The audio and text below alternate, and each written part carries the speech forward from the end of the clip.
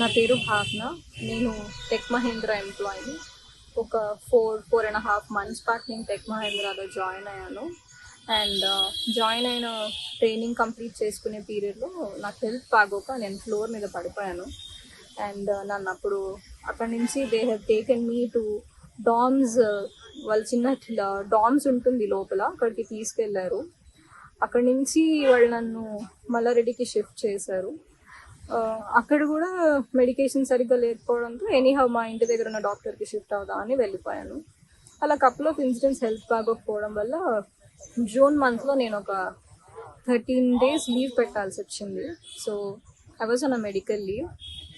Though I was on a medical leave, my company have given me a warning letter and inappropriate language అండి.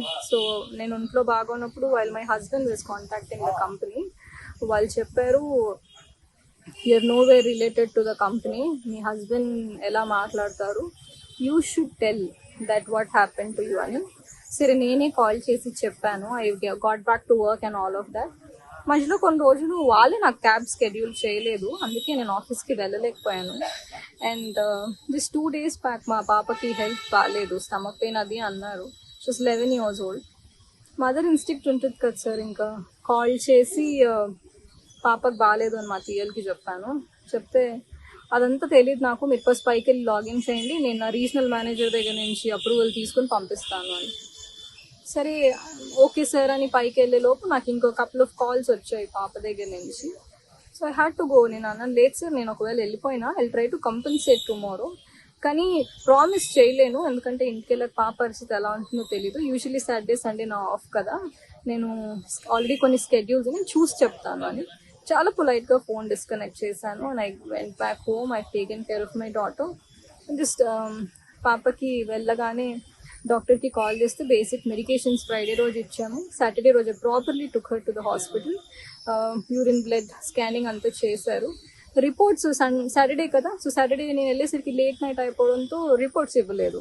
So Sunday that hospital radiologist wasn't working. నాకు Monday కల్లా reports వచ్చాయి. And I took her to hospital yesterday, that is Tuesday. Technically, I was not there for 3 days in the company. Already నేను documents వాళ్ళకి వాట్సాప్లో share చేశాను. So by the time I reached office అండి, there were so many threatening emails that మీరు రేపు ఖచ్చితంగా report చేయాలి అని 21st రోజు రిపోర్ట్ చేయాలని మెయిల్స్ ఉన్నాయి. I was in a dilemma that నేను ఎలాంటి ఎన్వైరన్మెంట్లో పనిచేస్తున్నాను, ఇంత వర్క్ హెరాస్మెంట్ అయితే ఎక్కడ ఉండదు. అండ్ సో అక్కడికి నా మీద వచ్చినప్పుడు, నాకు హెల్త్ బాగున్నప్పుడు when they were questioning all of this, నాకు అంత బాగానే అనిపించింది sir. But I'm a married women, నాకు ఒక పాప ఉంది. I definitely have to take care of my daughter. నాకు ఒక ఫ్యామిలీ ఉంటుంది. సో మోస్ట్లీ మార్నింగ్ 12:30 లాగిన్ అంటే 10:30కి క్యాబ్ ఎక్కి ఇంటికి వెళ్ళేసరికి 1 o'clock అవుతుంది. Most of the time we're in Tech Mahindra. And అలాంటి మమ్మల్ని కూడా మీరు పట్టించుకోకుండా ఉంటే ఎలా సార్, అది చాలా తప్పు అనిపించింది. మోర్ ఓవర్ వాళ్ళకి 60 days ఆఫ్ నోటీస్ పీరియడ్ ఉంటుంది. నేను ఇది తప్పించి నేను ఇంకే తప్పు చేసింది లేదు. నాకు ఇమీడియట్ టర్మినేషన్ ఇచ్చారు. So I have the documents with me that I've never been lying about my health and all of that. And అది కూడా కాక ఇప్పుడు మోర్ అలార్మింగ్ ఏంటంటే sir, their work culture also is worst అనే చెప్పాలి. నేను ఏ కంపెనీలో వాష్రూమ్కి వెళ్తే అడిగి వెళ్ళాలి అని వినలేదు sir. This is the only company where I heard women వాష్రూమ్కి వెళ్ళాలంటే కూడా చెప్పాలి. ఫ్లోర్ మీద అరుస్తారు ఎక్కడికి వెళ్ళారు అని. వాష్రూమ్కి వెళ్ళాము అని చెప్పలేక అసలు పని ఉండి వెళ్ళాము అంట, ఎక్కడికైనా వెళ్తే చెప్పి వెళ్ళాలి అని. Sir I'm not comfortable sharing వాష్రూమ్కి వెళ్తున్నాను అంటే బయోబ్రేక్ అని చెప్పండి, లేకపోతే జూపిటర్తో చెప్పండి, ఇంకెవరితోనైనా చెప్పండి. బట్ మీరు చెప్పకుండా ప్లేస్ నుంచి వెళ్ళిపోతే మాకు ఎలా తెలుస్తుంది మీరు ఎక్కడికి వెళ్తున్నారు అని. So much of micro management is being done. అది కూడా అది that is intolerable sir. I'm a women, I have right to P. I will not answer any one that I'm going for P or loo or I'm doing anything. I have a medical condition where I might require to go little more to the washroom. Company should work accordingly to the employee. That also wasn't given. ఉమెన్తో రెస్పెక్ట్ఫుల్గా మాట్లాడరు sir. ఇంకొక విషయం ఏంటంటే, నేను medical లీవ్లో ఉన్నప్పుడు ఒక్క call చేసినప్పుడల్లా when are you turning up orals we will remove you, when are you turning up orals we will remove you అని warning mails పెట్టారు, వార్నింగ్ కాల్స్ చేశారు తప్ప మీ హెల్త్ ఎలా ఉంది, మీకు ఏం జరిగింది, how are you feeling about it అని ఒక్క మాట కూడా నన్ను అడగలేదు సార్. మొరవర్ మా పాపకు బాగాలేదు, నాకు మా హెచ్ఆర్ నుంచి కాల్ వచ్చింది. షీ సెడ్ భావన I heard about your daughter, when I reporting back, ఒకవేళ మీరు మెడికల్ డాక్యుమెంట్స్ తీసుకుని రేపు రాకపోతే you will face serious consequences అని చెప్పి. మీరు వినండి భాగ్య గారు, ఏం జరిగిందో వినండి. This is my daughters health condition. She didn't even listen to me. She said you come back, we will talk with the documents అని. దెన్ షీ సెడ్ మీరు మీ టీఎల్ కాల్ మొహం మీద కట్ చేసి వెళ్ళిపోయారంట కదా ఆఫీస్లో రిపోర్ట్ చేయకుండా అని. అలా నేను చేయలేదు, I can prove it anywhere. And so కనీసం మీ పాపకి ఎలా ఉంది, మీరు ఎప్పుడు కల్లా రాగలుగుతారు అని కూడా నన్ను అడగలేదు సార్. ఇలాంటి కంపెనీస్ కోసం ఇలాంటి కార్పొరేట్స్లో వర్క్ చేయడం కోసం గంటలు లైన్లో నించోపెట్టి వందల కొద్ది మంది లైన్లో నించుంటే ఇంటర్వ్యూస్ ఇచ్చి క్రాక్ చేసి జాబ్ చేస్తే ఎక్కడుంది సార్ ఎంప్లాయ్మెంట్కి స్టెబిలిటీ? దాన్ని నాకు వర్డ్ కూడా రావట్లేదు. ఎక్కడుంది సార్ ఎంప్లాయీ సెక్యూరిటీ? విమెన్కి రెస్పెక్ట్ లేదు.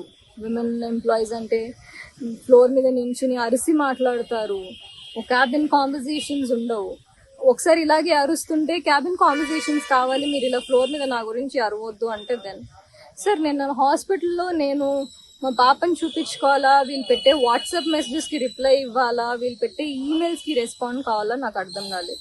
ఇవాళ మార్నింగ్ కూడా నేను క్యాబ్లోనే ఆఫీస్కి వెళ్ళాను, మెయిల్స్ అన్ని చదివాను. నాకే చీప్ అనిపించింది that I should this has to be reported అని. So I started reporting in the police station. ఒకటి మాత్రం నిజం, నేను ఒక్కదానే కాదు ఇలా ఫేస్ చేసేది. నేను రోడ్ మీద వచ్చి నించుని నాకు ఇలా జరిగింది అని అంటే నాతో పాటు కనీసం ఇంకో 10 మంది ఆడపిల్లలైనా వస్తారు that they are harassing women like hell అని. సో నా రిక్వెస్ట్ ఏంటంటే దయచేసి విమెన్ ఎంప్లాయీస్ని విమెన్గా ట్రీట్ చేయండి. వాళ్ళకి కూడా ఫ్యామిలీస్ ఉంటాయి, వాళ్ళకు కూడా పిల్లలు ఉంటారు. ఫోర్స్ చేసి రండి ఈ కంపెనీకి లేకపోతే జాబ్ తీసిస్తాం అనొద్దు. అండ్ మెడికల్ కండిషన్లో ఉంటే మాకు హెల్త్ ఇన్సూరెన్స్ ఉంది, హెల్ప్ చేయమంటారా, ఇంకేదైనా కావాలా అని హెల్ప్ చేయడానికి ట్రై చేయండి. ఎందుకంటే more women will come forward to work if the environment is good. బోర్డ్లో గ్రేట్ ప్లేస్ టు వర్క్ అని వేసుకోగానే గ్రేట్ ప్లేస్ టు వర్క్ అయిపోతుంది sir. Women have to be respected. 4.5 months back Tech మహీంద్రాలో join అయ్యాను. అందరిలాగే hundreds of people coming there. అందులోంచి interview crack చేసి నేను జాబ్లో జాయిన్ అయ్యాను. జాయిన్ అయిన తర్వాత జూన్ మంత్లో నాకు హెల్త్ నిజంగా బాగుండలేదు, ఫ్లోర్ మీదనే పడిపోయాను. వాళ్ళు ఇక్కడ నుంచి యూనివర్సిటీ లోపల ఉన్న చిన్న హాస్పిటల్ డామ్స్కి తీసుకెళ్లారు. అక్కడి నుంచి లేదు తన కండిషన్ బాగాలేదు, మీరు మల్లారెడ్డికి తీసుకెళ్ళండి అని చెప్పారు. అక్కడి నుంచి నేను మల్లారెడ్డి హాస్పిటల్కి డెఫినెట్గా వెళ్ళాను. వెళ్ళిన తర్వాత అక్కడ కూడా ఫెసిలిటీ సరిగ్గా లేవని మా హస్బెండ్ నన్ను ఇంటి దగ్గర ఉన్న జీనియా హాస్పిటల్కి షిఫ్ట్ చేశారు. సో అక్కడ వాళ్ళు చెప్పారు మీకు స్పాండిలైసిస్ అయి ఉండొచ్చు, బికాజ్ మీరు చాలా ఇయర్స్ నుంచి కార్పొరేట్స్లో వర్క్ చేస్తున్నారు కాబట్టి మీరు స్పాండిలైసిస్ ట్రీట్మెంట్ తీసుకోండి అని చెప్పారు. సో నేను స్పాండిలైసిస్ ట్రీట్మెంట్ తీసుకోవడానికి 15 days ఫిజియోథెరపీ ఉండింది. ఆల్రెడీ నేను ఆ డాక్యుమెంట్స్ వాళ్ళకి సబ్మిట్ చేశాను. ఆ పాయింట్ ఆఫ్ టైంలో డాక్యుమెంట్స్ సబ్మిట్ చేసిన తర్వాత ఆ 14 days ఆఫ్ టైంలో థ్రెటనింగ్ ఈమెయిల్స్, మిమ్మల్ని మేము జాబ్లోంచి తీసేస్తున్నాం, మీరు రిపోర్ట్ చేయట్లేదు, discontinuation of your work, we are very sorry to let you know that your no more an employee, అలా మెయిల్స్ పెట్టడం స్టార్ట్ చేశారు.